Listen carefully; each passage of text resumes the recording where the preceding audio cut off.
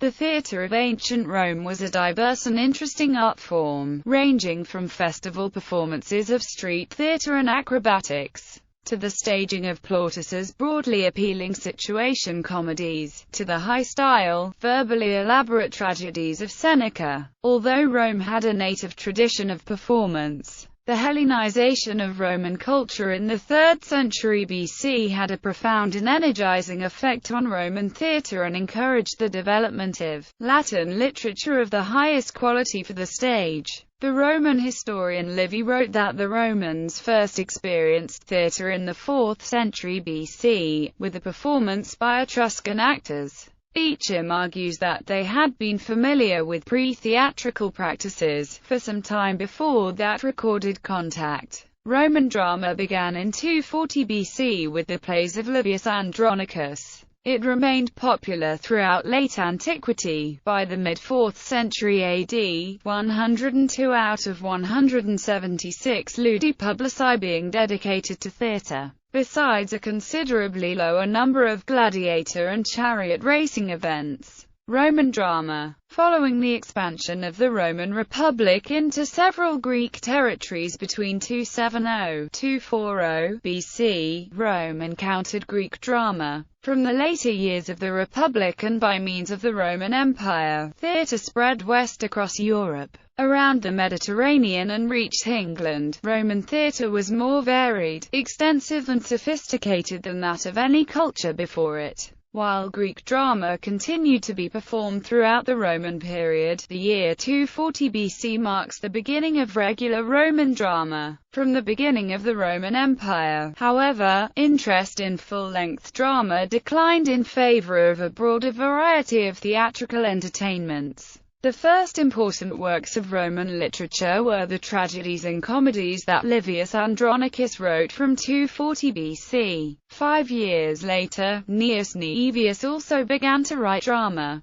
No plays from either writer have survived, while both dramatists composed in both genres. Andronicus was most appreciated for his tragedies and Naevius for his comedies. Their successors tended to specialize in one or the other, which led to a separation of the subsequent development of each type of drama. By the beginning of the 2nd century BC, drama was firmly established in Rome and a guild of writers had been formed. The Roman comedies that have survived are all fabula palliata and come from 2 dramatists, Titus Maxius Plautus and Publius Terentius Afer. In reworking the Greek originals, the Roman comic dramatists abolished the role of the chorus in dividing the drama into episodes, and introduced musical accompaniment to its dialogue. The action of all scenes is set in the exterior location of a street and its complications often follow from eavesdropping. Plautus, the more popular of the two, wrote between 205 and 184 BC and 20 of his comedies survive, of which his farces are best known. He was admired for the wit of his dialogue and his use of a variety of poetic meters.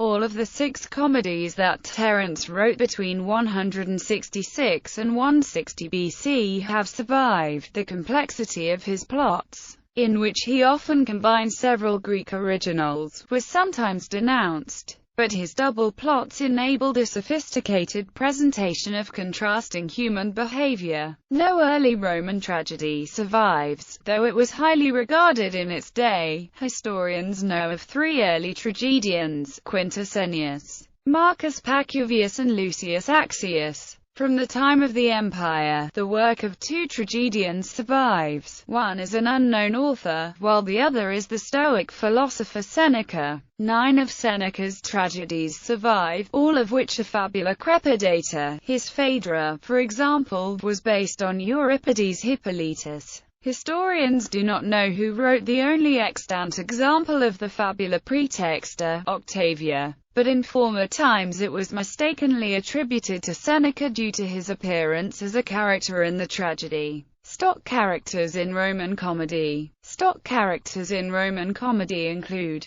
the adolescent is the hero, who is young, rich, love-struck and not too brave. He tends to bemoan his fate and requires backup. Another character often has to take action on his behalf. His father is often the Seneca, or an old man, whom he fears but does not respect. He wears a dark wig and his clothes are usually crimson. The Seneca has several incarnations. As the father, he is either too strict or too soft. Both characteristics come from a love for his son. As the lover, he embarrasses his son, his slave, and his wife. He tends to be passionately in love with the same woman as his son, a woman who is much too young for the Seneca. He never gets the girl and is often dragged off by his irate wife. Sometimes he is a friend of the family who helps the adolescents. He is often a miser, who wears a straight, white undergarment with long doubled sleeves and sometimes carries a staff. The Llano runs the brothel. The love interest of the adolescents may be owned by the Llano and work at his brothel, so that the adolescence is often forced to deal with him. The Llano is unabashedly amoral and only interested in money. He dresses in a tunic and mantle, and is often bald and carries a money bag. The Miles Gloriosus, literally braggart soldier, is a character that is especially familiar today. He loves himself more than anything else and sees himself as handsome and brave, while in reality he is very stupid, cowardly, and gullible. He may be interested in the same girl as the adolescents. He wears a tunic with long sleeves and has curly hair. The parasitus or parasite lives only for himself. He is often seen begging for meals or being refused them. He lies for his own gain. He dresses in a long, black or grey garment with long, doubled sleeves. The server take up about half of the cast and often have the most monologues. They are not the toilers typical of a real Roman home. The service calidus or clever slave is always talkative, but his other traits vary. Most of the time he is loyal, more so to the adolescents than a Seneca. He brings tricks and comedy to the play, and tends to drive the plot.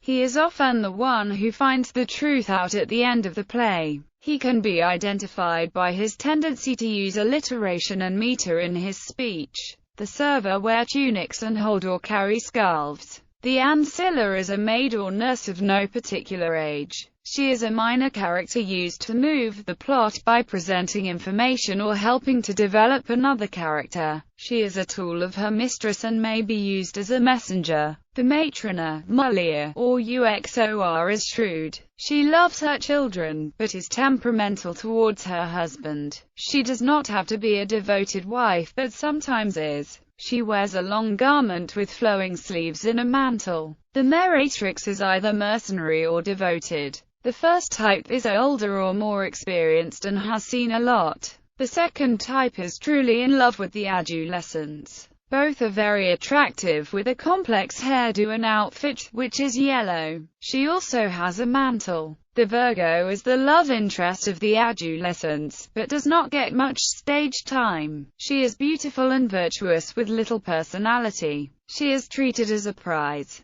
Stage and Roman theatre. The Roman theatre was laid out like a Greek theatre. There was a backstage area, seating arrangements for the audience, and an orchestra. The Roman stage went through many different stages before reaching the form we all recognize today. Theatres started out as simple, temporary wooden structures. The layout of the stage was the same as in later stone stages. 3 doors, opening to the brothel, temple, and hero's house. The stage itself was enclosed by wings at each side, and the scene house had a roof. The Romans did not have a permanent theatre until the final years of the Republic. The latest reference to the Romans building a new theatre was in 17 BC. The large stone theatres seated tens of thousands of Romans. There was no front curtain nor were performances done in the orchestra pit. The audiences sat on temporary wooden benches where there was room. Ushers would direct the patrons all throughout the performance. Actors. Roman actors had bad reputations and their morals challenged even the decadence of Roman society. Their performances could be lewd, highly sexual and offensive. They could also be highly critical of the political status quo. As expected, some emperors were as critical of them and took certain measures in an attempt to counteract their influence. Emperor Julian the Apostate forbade the pagan Roman priests from attending theatrical performances to avoid giving the performances respectability, and the more enlightened Emperor Tiberius would not allow people of the stage to have any contact with the upper classes. Most Roman plays were whimsical, more mimes and pantomimes than drama. The classics were in the minority. In the early Roman Republic, women did not enter the profession; it was considered inappropriate for them. However, in the imperial period, a number of women became famous actresses, and earned reputations as infamous as their male counterparts. Indeed, one of the Emperor Nero's concubines, Acte, was an actress.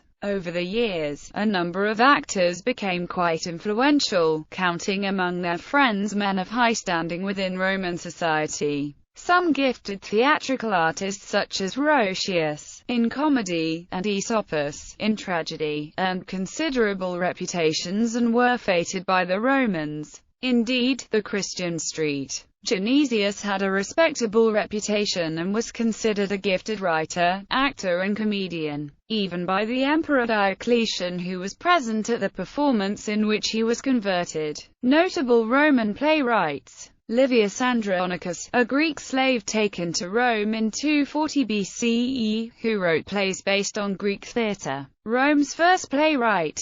Plautus, 3rd century BC comedic playwright and writer of Miles Gloriosus, Pseudolus, and Menaechma. Terence, who wrote between 170 and 160 BC. Gaius Maecenas Melissus, 1st century playwright of A Comedy of Manners. Seneca, 1st century dramatist most famous for Roman adaptations of ancient Greek plays like Medea and Phaedra. Ennius, contemporary of Plautus, who wrote both comedies and tragedies. Lucius Accius, tragic poet and literary scholar. Pacuvius, Ennius's nephew and tragic playwright.